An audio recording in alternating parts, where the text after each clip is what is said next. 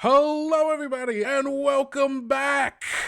I am joined here with Kobold and Chief Wolfgang Bauer and Senior Game Designer Celeste. Thank you both for being here with me so we can talk about my favorite world book that's coming out, the Labyrinth World Book.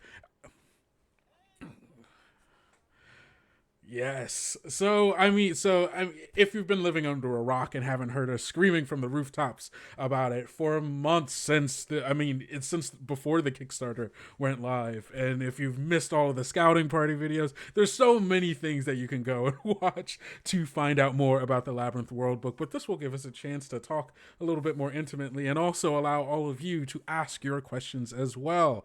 Hey, the third time is same as the first and the second. I've got some questions I'm going to ask first, and then we're going to get on to you all's questions. So pocket them, get them ready, ideate, whatever you need to do. And yeah, wait for me to ask mine first. So, um, so first off, where did the idea for the labyrinth come from? What is the setting? How did it form, and then how did that go from original idea to what it is now?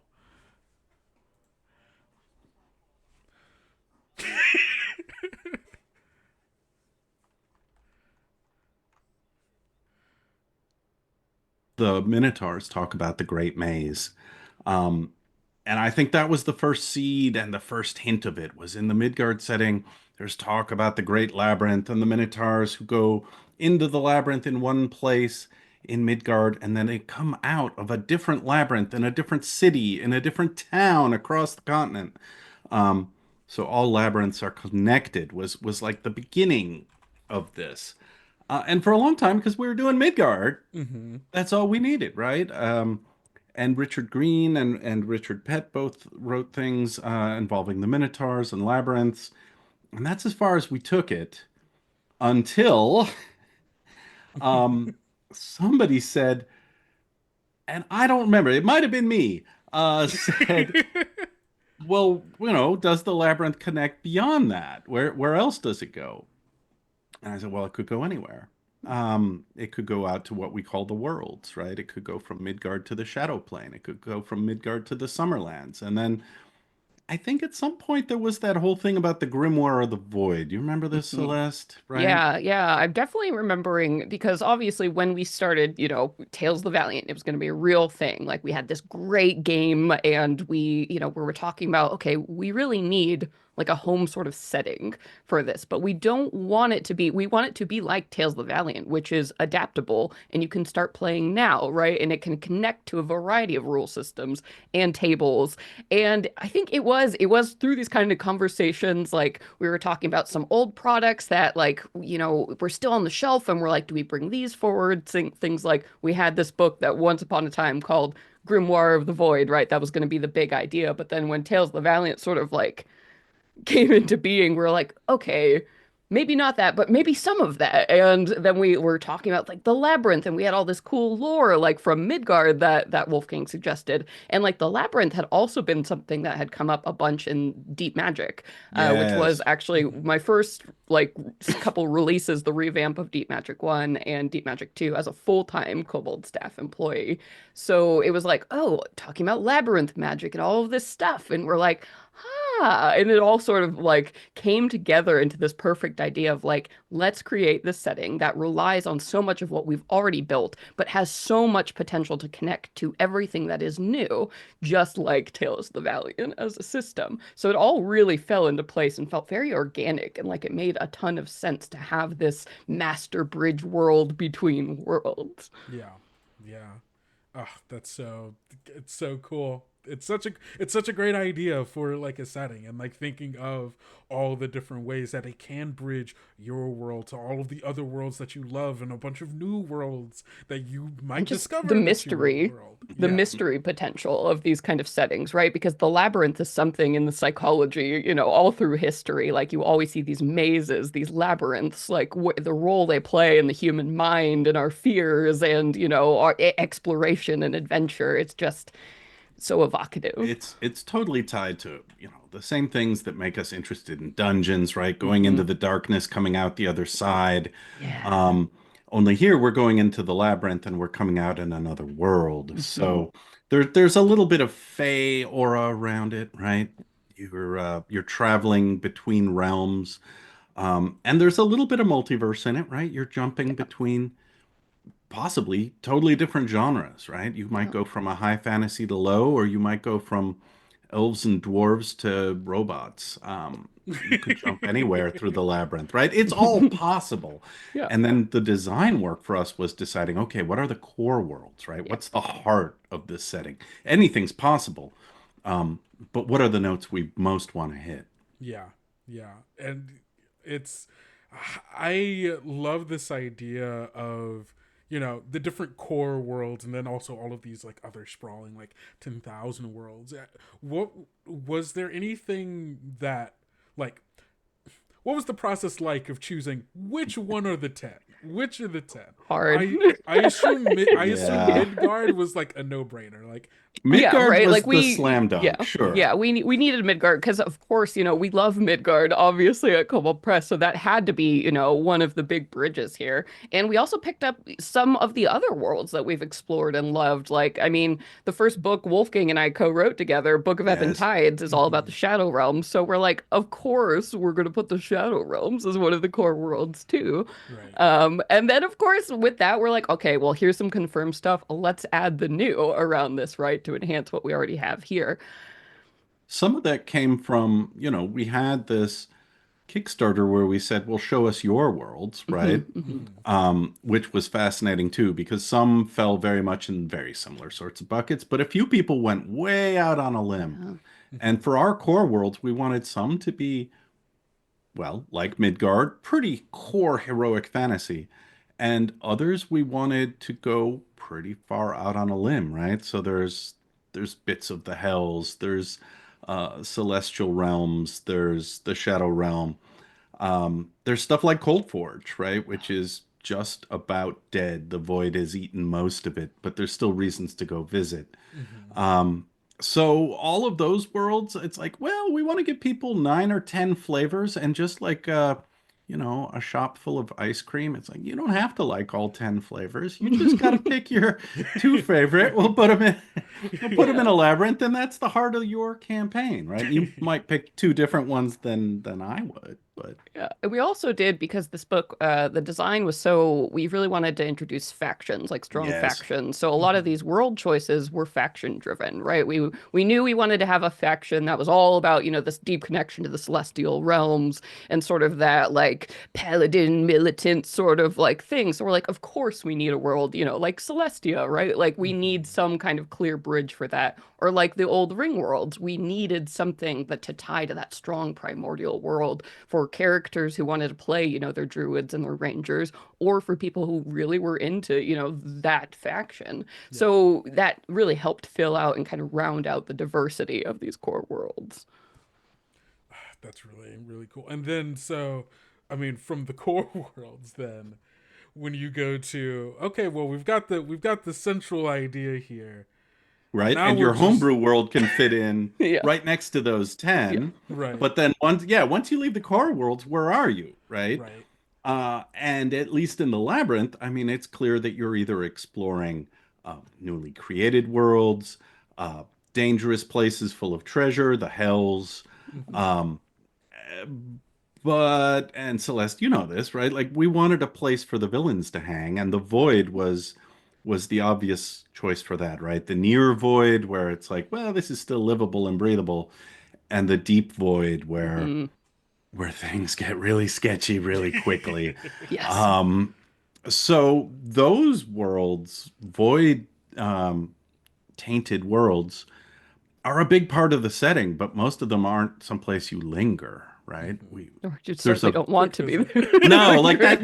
Well, there's that whole chapter on hazards, and I'm like, Yeah. Celeste, what are you I doing? made some nasty stuff, some really nasty stuff. We have a whole void hazard section, and each one I made was sort of like, okay, how can we make this worse? Right? That was also with the monster chapter. I'm like, okay, well, here's your vanilla idea. And how do we make this horrific in the void? Let's take this ghoul and then, let's make them irradiated, like, ghouls that are invisible because of the sun. Like, and so it was definitely a game of like raising stakes, especially as we were, giving you design for what does the deep void look like by, the near void versus the outer fringes, right? So we really got to play with a whole like boundary of ideas here, from standard to very much not so.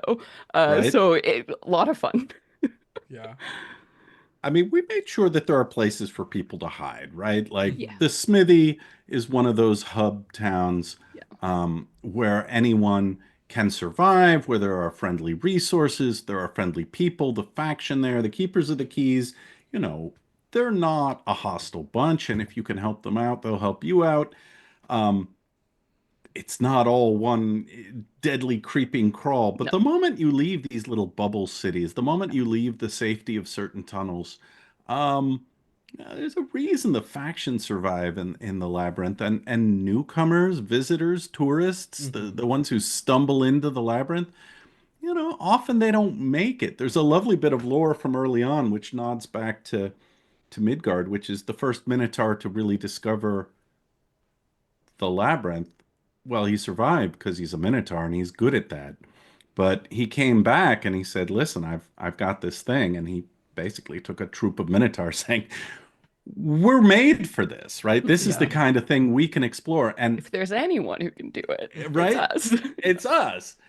And they signed up with, the old Ring faction for the most part. They made allies, they made friends, and so um, there's that connection of, okay, many groups, many factions have found their way into the labyrinth. The ones who survive and become factions with influence, they learn how to get from place to place. They each have their own method of getting from place to place. They each have their own strengths and worlds that are their home. Um, and without that, you're just, another adventurer knocking around buying cheap maps down at the tavern. Like, I need a portal to so and so. This, Well, why should I uh, tell you, right? Yeah. I will say too, one of the fun things about this, one of the fun and the challenging parts of designing for this is obviously in a setting where it's like, wow, like if you walk in and you're not getting the help of a faction and you don't know what's going on, like things are really, really dangerous. So we had to make sure to design all of the character options and player Yes, options and things in here in a way that you would gain power that would be useful and directly applicable to your experiences here. right. That So ranger yeah. subclass. Yes, exactly. The portal, like the portal finders, and even things like the bard secrecy subclass, right? It's all about gaining intelligence and spycraft, and like maybe spying on the void or working for these factions, or like the barbarian, the Forsaken, like being able to take on these souls from these dead worlds and get vengeance for what happened to them, Yeah. right? So Yes. every choice we had to make, we had to see the natural progression of why the labyrinth would demand these kind of like powers and features and then make sure that was represented in A every aspect. ton of Yeah. subclasses. We Just did. We went 1, 2, 3, 4, 5, People have 6, been 7, asking 8, for 9, more 10, player options, so I don't think 11, anyone's mad. no one's 17 mad that we went too subclasses. far. How No, many? 17 subclasses in Oh here. wow. Yeah, there they are. Ooh, you heard it ooh, It's the a here lot Void first. for a Saint. setting book. Yeah. Oh, sorry. See, yeah, all right. I'm just gonna wave it around. I got some Oh, printer see, he proof got that stuff. print proof. I was so See, oh jealous. man, Oh, it's so pretty. Yeah. Oh, it's oh very my, pretty. But Oh, no, it's oh my blurred out. gosh. oh We're Wait, we're no, hold up that censoring cover our again. broadcast. Hold up the cover one more time. You're not ready for this. the Oh cover. no, Oh that man, was the it's so Smithy pretty. map. Oh Yeah. It is a very pretty book, but it's also loaded with those player options, like you were saying, and lineages, hmm um, and a wide selection of spells and items. New heritages, Heritage, backgrounds, yeah, talents, tons yeah. of spells, tons of magic items. We were yes. busy. It's so busy, and it's not only that, right? Because the Labyrinth World book is like one half of this. Because Yes. we also have the Labyrinth Adventures book, so GMs out there can, if they're like, okay, I need to find a way to, like, how do I get my players Like, into how the do I even labyrinth? How wrap do I my head use around this? this? There's a Yeah. whole nother book. I know. I plug for our own stuff. If you want to come watch me on Sunday, I'm actually running a preview version of one of those Labyrinth adventures. I'll just say, if you guys are Snowpiercer fans, you should definitely be there for that Yes. charity game on Sunday. So Yes, make sure to keep your eye on the schedule. yes. This Right? Sunday, Kobold Con, you can see it happen live. Yes. The adventures are all great. What I loved about the way we designed those things, and I think we'll see a little of this in the charity game on Sunday, is they were meant to be linked, right? Hmm. They can be played separately. The structure of the labyrinth is you can just drop it in, right? Put a portal in your world, go play this adventure that might be not your usual flavor, and then come back the portal to the world that you're used to, right? Like Hmm. you don't have to do the full series, but good Lord, if you do, um, it's a kind of epic campaign. So That's and I love that ability also of, like, you know what, we've been playing in this world for a bit, it's starting to, we need to shake things up really quick, just we gonna want drop to. a portal and go Open a somewhere portal. else and come back. I mean, that's why we call it a campaign overlay, right? Like you can fit it into your existing campaign, take the parts you want, but it's not gonna nuke your storylines from Mm-mm. orbit. It's not gonna like change everything you love about the setting you've already got. I mean, if you're in Midgard, it's Yeah. like, well, you can put, people wander off on the world tree into the labyrinth, but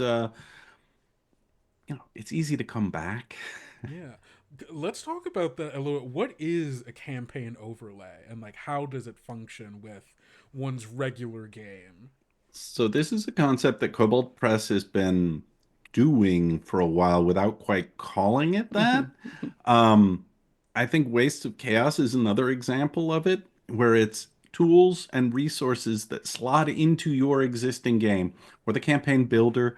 Um, in the case of Labyrinth, it's, well, you bring in portals, you bring in these factions, and you bring in the void, right? Those are the notes, the sort of foundation stones of a Labyrinth campaign. Um,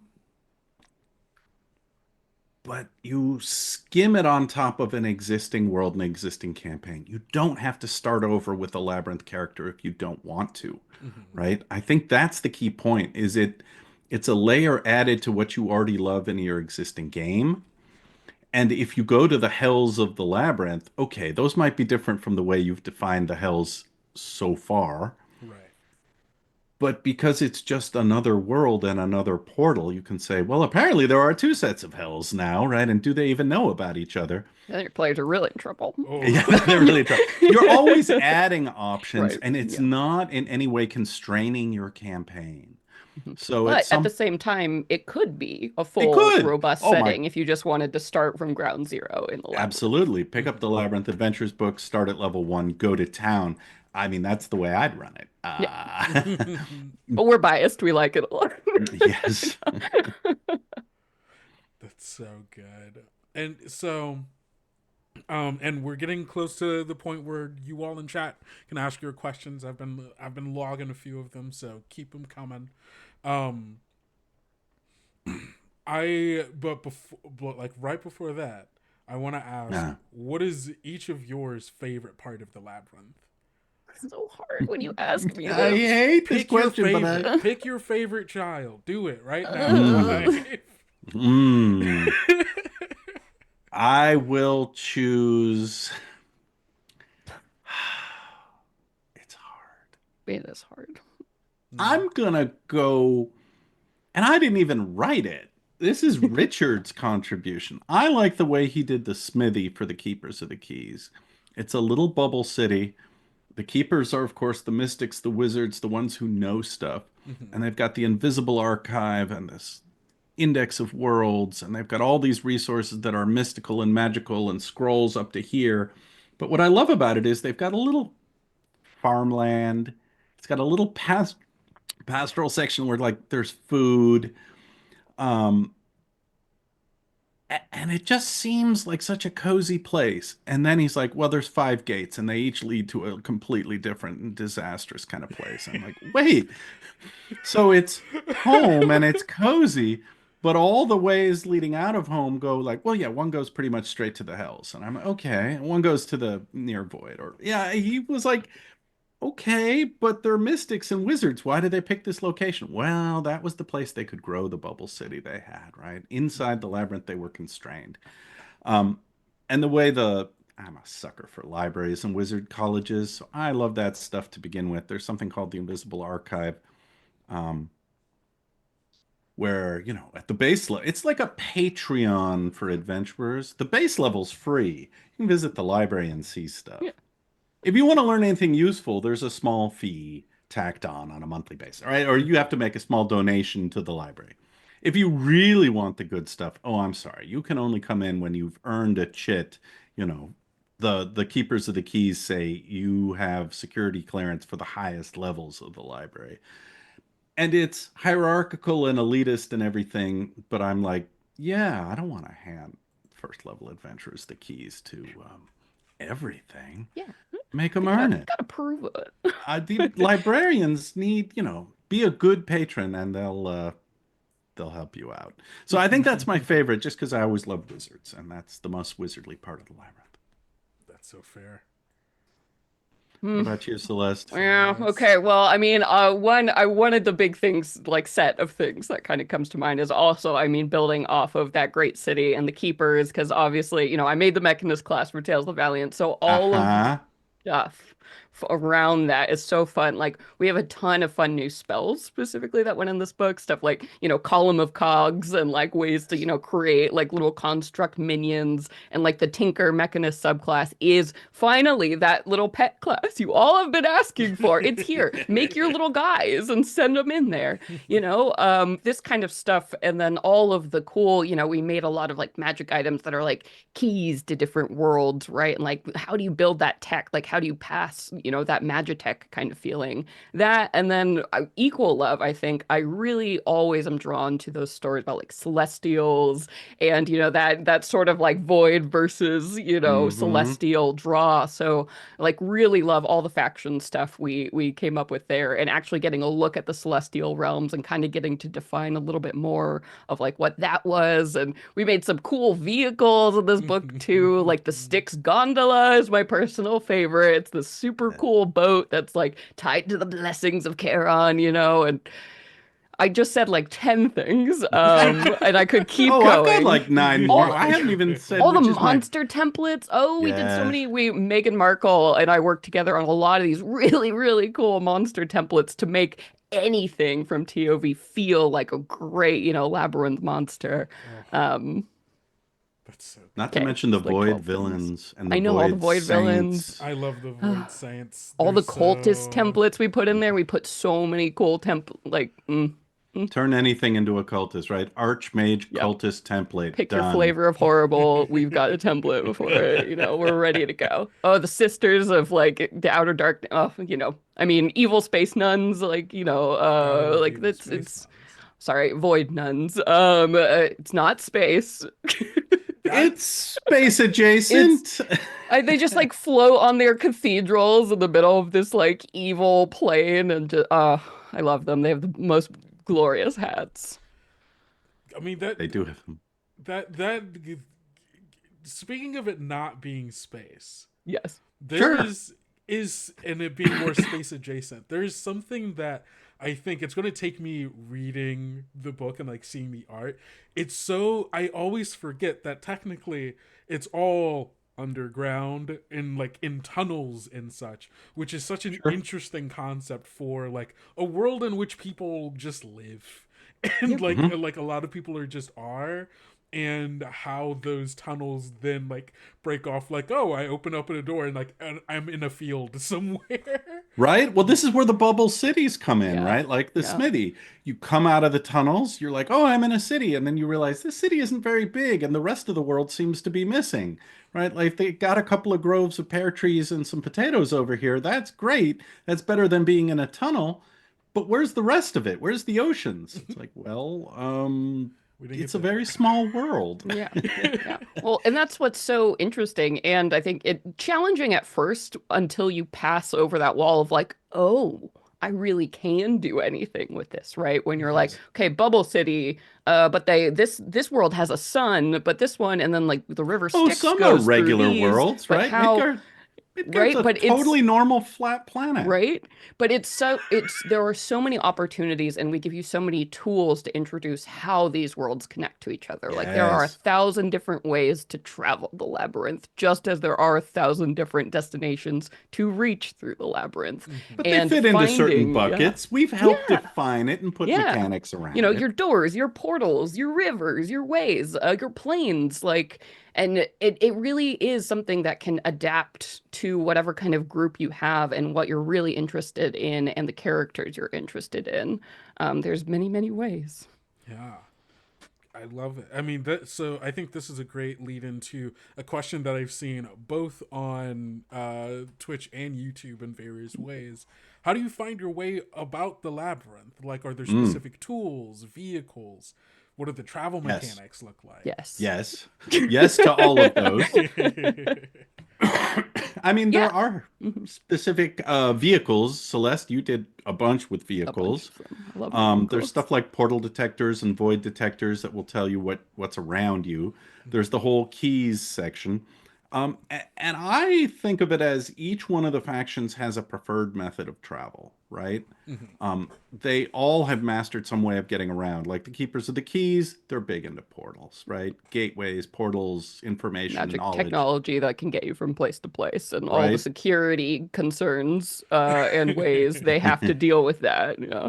Right? Whereas the Concordans, right? The Star Concord, they're really on that celestial side, and they invoke the heavens and they say, "We are going to send the legions here to push back on the void," and that's it, right? Like the high priesthood or the powers, thrones, dominions, and angels swoop down, say, "Okay, we're making a path through the Yeah, labyrinth to basically make send a the army." rainbow bridge and then go there.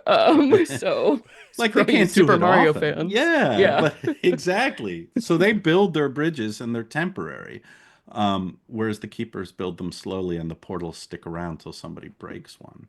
Yeah, and then you Um, have things like the void agents who can open these rifts that are highly unstable, horrible for the environment, like basically cause worlds to start decaying and stuff around them, but they don't care because they're there to cause chaos anyway, right? So Mhm. that's some of the technology and options and, magic that is available in the world, but comes oh, with a cost, right? Yeah.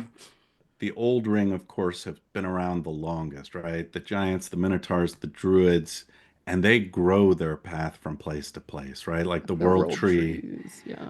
And so they're very Midgard connected.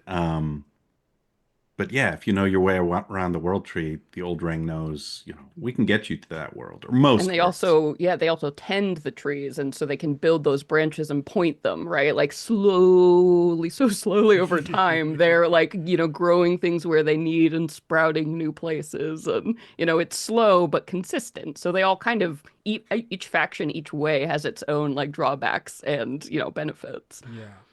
I love all of these very physical ways in which like the factions try to connect, like the idea of a temporary rainbow bridge. Just like I want a scenario where the you have to hold off these people for this long so that the Yep. bridge dissolves before they're Yep. able to make it from one place to another, or like, oh, something's eating at the roots of one of the paths for the it's like there's so many cool Hmm. ways to interact with that. Honestly, the labyrinth is all about, right, like paths and choke points, opening and closing portals. Like there's a big chunk of adventure, design, possibility, hooks, conflicts around, hey, we want to open this, or oh my God, close that Yeah. rift. Keep it closed. Um, and because different factions do it in different ways, it doesn't feel samey, right? It's not, oh, we're invoking the same kind of portal with the same gate spell that we always use. No, it's flavored differently, but sometimes you need different tools Mhm. or people uh, to bring it into being. I think one of my favorite things you put in in your Wolfgang is when you're talking about like the paths and stuff through the labyrinth, the intermissions, like the side Yeah. glitches that sometimes happens, The which what? like sometimes, and we don't know if it's because the labyrinth is sentient or not, who really knows, but sometimes it will just create a portal and dump somebody somewhere for a short amount of time. It's just a little glitch and it's always limited and they'll always pop back where they need to be, but like whoa, that's like a fun tool that you just like put Right? right in there for chaos It's like, DMs like me. Yeah. yes, Oh, Chaos very excited. DMs will love it. Chaos players will love it, right? We'll It's love like, it. where are we? Well, you're in Callahan's Cross Time Saloon. How did we get here? We were What? going to the celestial realms. Oh, you'll No, get but there. survive for 3 hours. Right. We just thought you'd want to sit here in the, in the airport lounge of the labyrinth for a little while before you continue your journey. No, Those can be fun. that's Absolutely. Really fun. I also like that as a tool for potentially like hinting at future places or even people. Yes. The Yep. like imagining someone like an NPC that's going through a glitch that like runs into your characters and like, whoa, this is weird, and then they're gone, and then they Yeah. run back into them later. It's like, what were you doing? When What? you- Yeah. Haven't we Huh? seen you before? Yeah, that's really good. We've got another question here. That asks, are there any tables for randomly generating worlds Oh within the my goodness. labyrinth? So Oh boy. Yeah. go take it. I need a cough Okay. drop. Yeah, so a lot of like the basic kind of world generation and theme stuff, we did do a lot of that in the Game Master Guide Mhm, specifically. But mhm, we did talk a lot about in this book like what is the nature of a world and like the basic, qualities of like what defines a world in the labyrinth. So there's certainly plenty of examples and information on like what a world looks like, how it should interplay with like travel and we even, talk about like how do you deal with like magic like in these places and worlds, right? And connecting. So we give you the general parameters for sure and some really fine examples. But I will say, if you want random table generation stuff, Game Master Guide pairs real nicely. mhm. Yes. Yeah, awesome. Okay, sick. There's a lot of sample worlds, of course. Yeah. If you just want a world at random because they've run through a random door, Mhm. um, there's more than just the core worlds in the labyrinth, right? Like Yeah. we have descriptions, shorter descriptions of a whole lot of evocative places that are basically a new world as a story hook. Um, and so if you're just looking to drop people somewhere unexpected, that's easy. We also talk a lot about like specifically we'll talk about like how the Old Ring how they make new worlds or how like worlds might like come up or creep up like, as you're exploring the near void or other places. So we have a lot of inserts built in on how you introduce those new worlds and connect to things. Yeah, because I mean that was one of my questions of like knowing that like worlds can be formed. Sometimes the dreamers just dream them up. Like there's so Yep. many new ways for worlds to pop up. I guess my question has always been at what developmental stage is the world even when it's brand new? Like is it made as like a world that is like somewhere in the middle of the timeline in Oh that man, I world? wish Like how does Richard were that here work? for this because all right, so Richard was our expert. Richard Green wrote is our third co-author, couldn't be here. He wrote The Dreamer's Isles where new worlds are born, right? And so he addresses all this sort of stuff, and one of the adventures does as well. Um, and basically, new worlds are born out of the astral, right? And they are initially just seeds or islands. And in That's a my place head, of they thought and dream, right? Yeah. yes, they come out of thought and dream. And we haven't actually talked about the servants of the dreaming god much, No, yeah.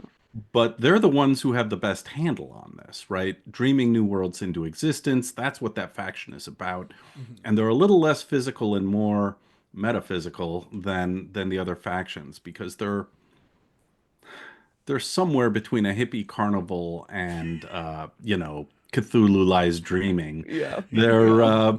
the their philosophies and their practices help them identify new worlds, shepherd new worlds along, locate new worlds, and protect them from the void.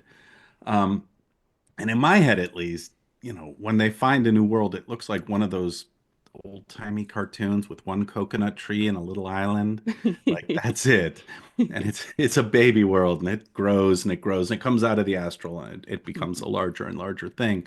Um, it's a fun concept that I think we're going to play with more in the Labyrinth adventures to come, Hmm. in either official products or unofficial stuff.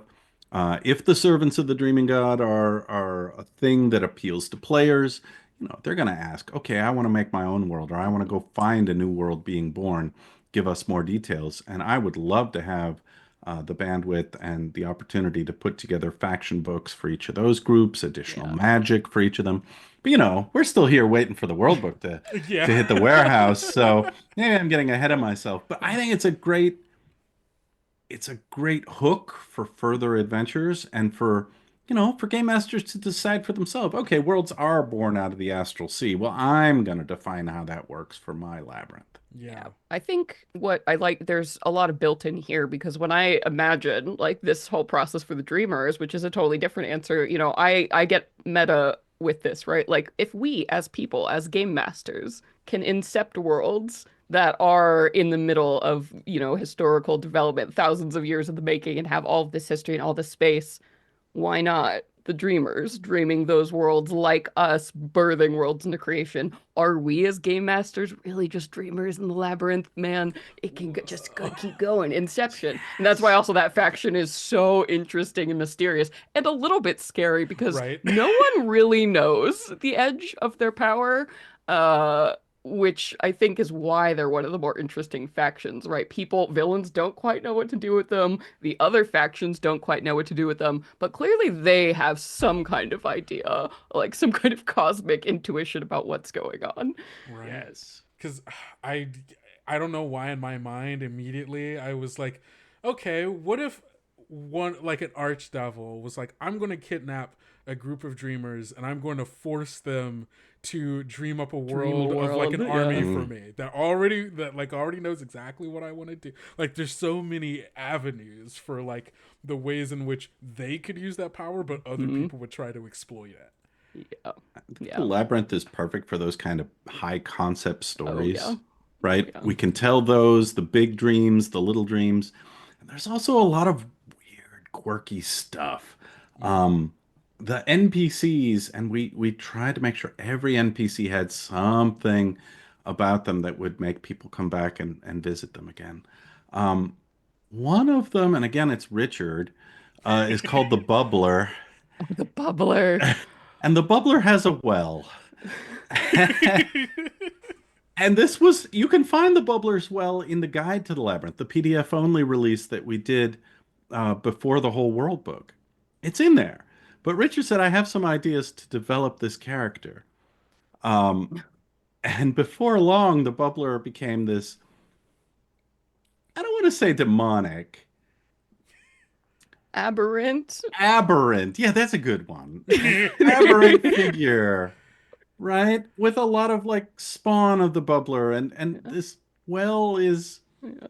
I don't want to spoil it all, but like adventurers are going to find it. They're going to see a bucket. They're going to say, great, we have some water to drink. We found a place to camp out.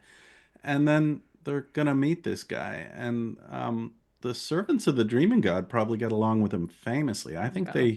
they use the water from the bubbler's well to make their dreaming potions. Well, But and we have some magic items in this book that are direct from, take a little sip of this. Maybe the bubbler made it. When I got this idea, we're like, oh yeah, magic items with this would be great. I'm like, I'm sorry, you want me to make something called bubbler's sweat? Ugh, yes. but amazing. So we've got some stuff. We've got some stuff in there for you, King. Oh Right? my It's like, god. okay, we're somewhere between Jabba the Hutt and like licking psychedelic toads, right? Like, Yeah. what is this exactly? But That's there's some wild. missions and hooks and wild stuff around that. Um, so yeah, I think there are certain iconic places you're going to hit in the labyrinth, and once players have seen it, they'll say, "Okay, that was weird," and then they'll say, "Can we go back?" We gotta go back. Yeah. We gotta figure out what this is about. Uh, all right, I've got two more questions. The first one of which is, can we talk about can you give us examples of some of the monster templates that GMs are going to Oh be able yeah. to play Oh with. yeah, yeah. Here, let me get the look at the Well, the list. cultist templates, Yeah. I know there's two or three variants for what kind of cultist do you want to be, or do Yeah, you we've want this got character to be? yeah, we've got a couple varieties there. So like Demon Caller is like one Mm, of the templates. So, if you need yeah. cultists that summon nasty things, because we've got plenty of nasty stat blocks to for you Mhm. to summon, we've got something like that. We've also got some nice general things like Void Blessed. Which is Yeah. something you can apply to like priests of the void or those who have sort of a deeper connection, right? So Hmm. like the ones that worship the void gives them like a good for magic here. Or we have like general things like lost is one of the terms for those weird creatures, right? That like live on those like void tainted worlds or one of the only things that can survive there. So we've got a pretty nice like set to round out, whatever you need for those individual because there are so many possibilities of the worlds you could encounter, like lost worlds and stuff. We wanted to make sure you had something that retroactively you could make anything a messed up version of itself that you encounter on these worlds. Yeah. Celeste, I just happen to want to show this. Oh This yeah. this is the demon caller. Oh, That's the good. art for I don't that think I've seen template. that before. That I is don't think so we've shown it It's good. before, but so I good. I love They're the art nasty. so much. They're nasty. Oh, that's Um, so good. yeah. Yeah, the art's beautiful. The monsters are great. The templates are really useful. Um, I think some of it's limited to a certain world type or faction, or it's heavily void adjacent, but a lot of it slots into um, any Labyrinth campaign, right? Like there are a couple of new devils, for instance. Hmm. Um, A couple. We got a few. We got a yeah, few. we went a little heavy Yeah. on demons and devils, didn't We we? we did. We sure did. But we've also got some really nasty corrupted angels, like Oh the yeah, awesome archangel, focused on the cover. yeah. Maybe not considered an archangel no more by No, other no. angels, but Once an technically, archangel. Yes. once upon a time. The art Um, there is great, and the void angels and sort of the fallen in that sphere, aren't they connected to the Sisters of the Outer Darkness? I think they might Yes, be. yeah. So Kelbelith, the Archangel on the cover, might have a deal with our, Mother of Darkness. They have a cool tie going on here, and all this cool new lore about, creating the Void Angels and their role in things and what's happened there. Um, yeah, we've got a lot of really, really interesting stat blocks coming in here. We've also got a ton in there. It was like 4, 5, 6, 7, over 20, I think it's over over 20, over 30 30. stat blocks. Yeah. We had some stretch goals, I think you remember. Yep. Oh, 34. Uh-huh. 34 It monsters without the Oof. templates. yes, So, Oh, it's meaty in yeah. that department. Yeah. Um and yeah, so there's plenty for game masters too, right? Like it's not all player options. The Okay. monsters are pretty deep. This is a big juicy book for sure. yeah. All right, and the last the last question I have for y'all, is this person is asking, am I right in thinking that we'll have more Labyrinth books soon that expand on areas like Celestia, the Summerlands, other factions, things of that nature? I, you might think that. I don't know if I can comment at this. It would be great. I would like that. I think you should let us know when you start playing in the labyrinth what you need exactly, because obviously we're stoked about all the possible things that you could do with this world, that we could do with this world. Um, And yeah, I mean, we're hoping that you all love it as much as we do and see all the possibility of where this could go because we have laid a lot of places and a lot of groundwork that we could certainly take this further. Right? Adventures, lineages, heritage, faction books, place books. Um, yeah, well, I'll take it back to Midgard, right? Like Midgard was first published in 2012 as a campaign setting. Oh my God, 13 years ago. Um, and it has gotten, times of many more supplements, times of just a trickle. But everything builds on it. And I think the Labyrinth is similar, where we've laid this great foundation. and we're going to build on it, probably with adventures, probably with some player options. Mm-hmm. But I think it's safe to say that Tales of the Valiant is going to default to Labyrinth assumptions fairly often. I mean, if you go back and look in, I'm pretty sure it's the player's guide. If you look at the pantheons back there in the back of the player's guide, Mm-hmm. the Labyrinthine pantheon is one of them. Mm-hmm. Mm-hmm. So it's part of our default assumption for the setting that there's at least the possibility that any Tales of the Valiant campaign or any 5e D&D campaign is a Labyrinth campaign. Um, and that the gods who sort of hide in the nooks and crannies of the labyrinth are known to many adventurers, and that the factions show up from time to time. So yeah, like Midgard, there will be an initial period of, hey, here's two gigantic hardcovers and a bunch of, you know, discussion, support, adventures. Um, and then, a year from now, 2 years from now, we'll see. But I think even if it's a book that doesn't have Labyrinth in the title, you might find Labyrinth assumptions in it. Mm-hmm. Is that fair, Celeste? Yeah. You're the I mean, smart. every book we make for Tales of the Valiant is 100% compatible and suits perfectly in the Labyrinth world book, setting by default. Without us, we don't have to say it, but we can say it over and over. Like we just released like the old Margreave, like the revamped book of that. Like that's perfect. The Old Ring world right there belongs right at home. Mm-hmm. Some of the projects we've been moving forward or looking back, the way we did Book of Ebon Tides. Not only Yes. was that the Shadow Realms 100% compatible with Midgard lore and world, it's also 100% compatible and a perfect expansion of the Labyrinth world book. So we really are taking a holistic approach to the way we design Tales of the Valiant and the Labyrinth world book setting. So it is all things at once, It's right? supposed to be all things. I think we're pretty close. We're Yeah. omnipresent. We're Yeah, doing it. you most certainly We're are. dreaming it and it's coming into being right here. The Oh servants of man, the look dreaming out for god. It's really dreamers. just us. We are the servants of We the dreaming god. the question is, which one of you is a void is one of the void saints, and which one of you is We all battle at the end of the universe and not a moment before. No. For Celestia, down with the void. Apocalypse now! Well, Yeah. thank you both so much for sitting here and talking just a little bit more about the Labyrinth World Book and the Labyrinth Adventure Book. Don't forget, everybody, you can go to the Kobold Press store now and pre-order Yes. if you haven't already backed it and you're just looking to get a pre-order. You can head on over to the store and get your pre-order in now. Do it now before we sell out of physical books and you have to wait to reprint them. Do it Yes. now. I don't know how long the print run's going to Keeps last, happening. but we'll see. It keeps keeps happening with happening. Tales of the Valiant books, so do it now. So do it now, because guarantee you it will sell out faster than you think it will.